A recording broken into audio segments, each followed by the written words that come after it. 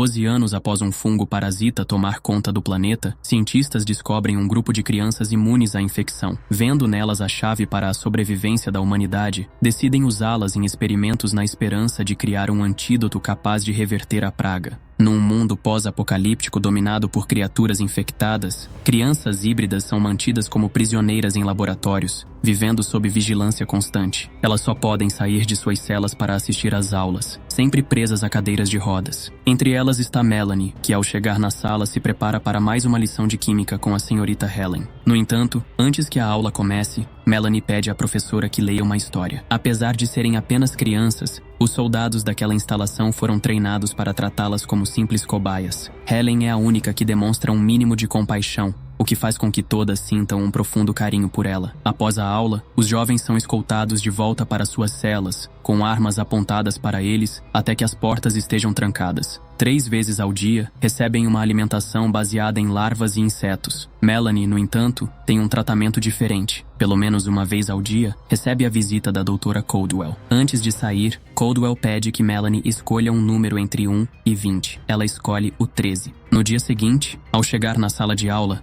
Melanie percebe a ausência de Kenny, o menino da cela 13. Uma inquietação toma conta dela e um pensamento perturbador se instala. Os outros alunos também demonstram preocupação e Ellen, tentando distraí-los, propõe que criem uma história juntos. Para isso, liberta suas amarras, permitindo que escrevam livremente. Quando todos terminam, Melanie se oferece para ler seu conto em voz alta. Ao ouvir essa história, a professora Helen se emociona profundamente e lágrimas começam a rolar pelo seu rosto. Preocupada, Melanie se desculpa, achando que a deixou triste, mas Helen apenas sorri, se aproxima e afaga gentilmente a cabeça da menina. Nesse instante, a porta da sala se escancara e o sargento Ed entra furioso. Ele repreende Helen por demonstrar afeto por uma daquelas criaturas e, para lembrá-la de que elas não passam de aberrações, esfrega a pele do braço, liberando o cheiro do próprio corpo. O aroma de carne humana desperta algo primitivo nas crianças, que instantaneamente perdem o controle e tentam atacá-lo. Helen, tomada pela raiva, ordena que o sargento saia imediatamente de sua classe e, tentando retomar a normalidade, continua a aula. Mais tarde, quando é levada de volta à cela, Melanie encontra novamente Ed e, encarando-o com firmeza, o trancaria lá dentro sem hesitação. O sargento apenas ri e aprende a cadeira, impedindo-a de se mover. Naquela noite, Helen decide visitar a menina e fica horrorizada ao descobrir que Melanie passou o dia inteiro algemada. Imediatamente, o cheiro da professora preenche o pequeno espaço e Melanie sente seu autocontrole se esvaindo. A menina perde completamente o controle e avança para mordê-la. Helen, porém, consegue escapar a tempo e do lado de fora se desculpa, reconhecendo que provocou aquela situação. Na manhã seguinte, Melanie recebe outra visita da doutora Caldwell. A doutora Caldwell encara Melanie com um olhar calculista e pede que ela escolha mais um número. Desta vez, a menina decide pelo número de sua própria cela, mesmo sabendo que isso pode selar seu destino. Poucos minutos depois, os guardas aparecem para levar as crianças à aula, mas Melanie recebe uma notícia inesperada. Desta vez, ela não seguirá com os outros. Pela primeira vez, é escoltada para fora da base militar. No caminho, tem um vislumbre do caos além dos muros. Centenas de infectados se aglomeram contra as cercas de metal, tentando invadir a instalação. A escolta a conduz diretamente ao laboratório da doutora Caldwell. Antes que possa reagir, um sedativo é injetado em seu braço e tudo escurece. Quando desperta, já não está mais em sua cadeira de rodas. A médica e sua assistente a posicionaram sobre uma maca, preparando-se para iniciar os experimentos. Antes que Caldwell possa prosseguir, Helen irrompe no laboratório. Indignada, declara que não pode mais compactuar com aquilo. A doutora, com um tom calmo e persuasivo, tenta fazê-la reconsiderar. Aos poucos, convence Helen a soltar o extintor que segurava. Caldwell se aproxima e, com um tom quase gentil,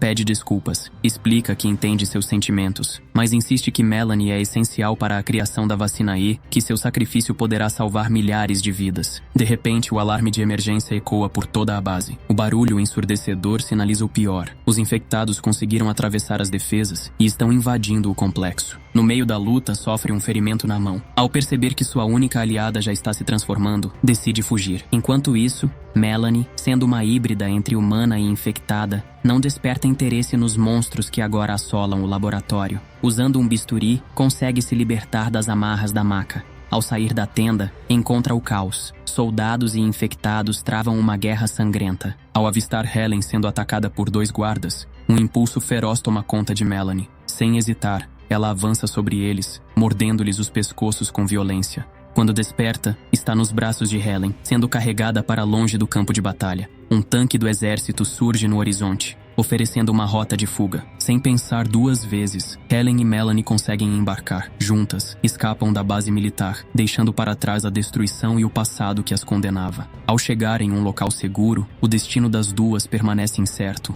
O sargento Ed percebe a presença de Melanie dentro do veículo e, sem hesitar, ergue sua arma, pronto para eliminá-la. No entanto, ela abre a porta e incentiva Melanie a correr. Pela primeira vez na vida, Melanie se vê livre. Sem saber para onde ir ou o que fazer, ela se senta no gramado, desnorteada. Enquanto isso, a doutora Caldwell se aproxima. Para ela, Melanie ainda é apenas uma cobaia essencial para seus experimentos. Mas antes que possa reivindicar a garota, Helen chega ao lado de Melanie, que com um olhar pesaroso confessa que sente remorso por ter mordido os soldados. Diante dessa nova crise, Ed traça um novo plano. O grupo seguirá para um quartel militar próximo para se reabastecer. Helen, preocupada, questiona sobre os outros funcionários da base. O sargento responde com frieza, afirmando que já os consideram mortos. Em relação às crianças, ele garante que elas estão seguras, pois os chamados famintos não atacam seus semelhantes. Durante o trajeto, Melanie é acorrentada ao assento externo do veículo blindado, uma medida para evitar qualquer risco de ataque ao restante da equipe. No meio do caminho, o grupo faz uma parada às margens de um rio para coletar água. O momento de trégua, no entanto, é abruptamente interrompido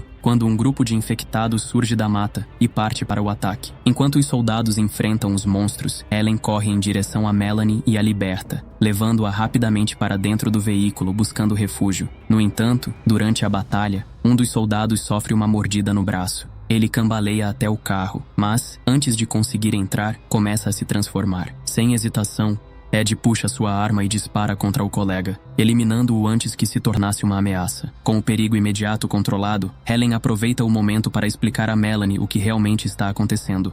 Ela conta que os infectados são hospedeiros de um fungo parasita e que a infecção se espalha através de fluidos corporais. Qualquer mordida é uma sentença de morte ou pior. Minutos depois, os sobreviventes deixam o esconderijo e retomam sua jornada. No entanto, ao inspecionar o veículo, Ed percebe um problema grave. Durante o tiroteio, uma das balas perfurou o tanque de combustível. Melanie ouve a história em silêncio, assimilando as informações. Pela primeira vez, ela começa a entender sua origem e o porquê de ser diferente. A revelação a deixa inquieta ela, e as outras crianças não eram apenas experimentos, mas um novo tipo de ser humano. Enquanto isso, Helen e os soldados terminam de verificar o armazém e confirmam que o local está seguro para passar a noite. Mas a segurança dura pouco. Do lado de fora, um estrondo ecoa pela rua silenciosa. Os sobreviventes se entreolham, tensos. Algo os encontrou. Naquela área, era porque o fungo já havia completado seu ciclo e se espalhado pelo ar, transformando qualquer humano que respirasse aquelas partículas, crescendo e se espalhando, como qualquer outro organismo faria. Helen e os soldados recuam,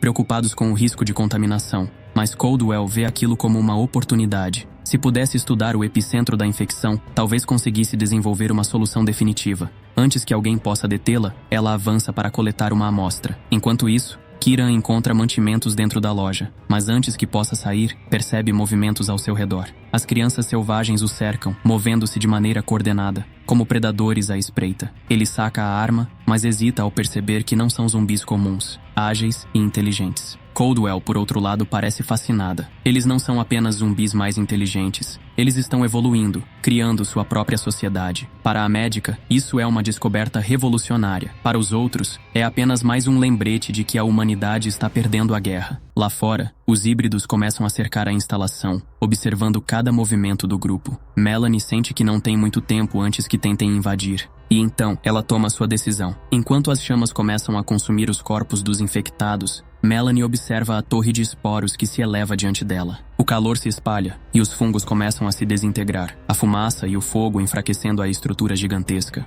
Ela sente uma mistura de alívio e pesar. A decisão que tomou não foi fácil, mas ela sabia que não poderia permitir que mais vidas fossem sacrificadas em nome de uma cura que, talvez, nunca chegasse. No laboratório, Helen assiste em silêncio à destruição da torre e à queda das esperanças de uma possível cura. Ela olha para Melanie, que agora tem o controle de seu próprio destino. A menina não é mais uma cobaia. Ela é o futuro da humanidade, mas um futuro diferente, onde os sobreviventes devem se adaptar às novas regras que ela ajudou a estabelecer, sabendo que há mais desafios pela frente. Mas com ou sem cura, o mundo deve seguir em frente, e ela será a guia para um futuro incerto, deixando para trás o laboratório e os esporos, em direção ao horizonte, onde novas possibilidades aguardam.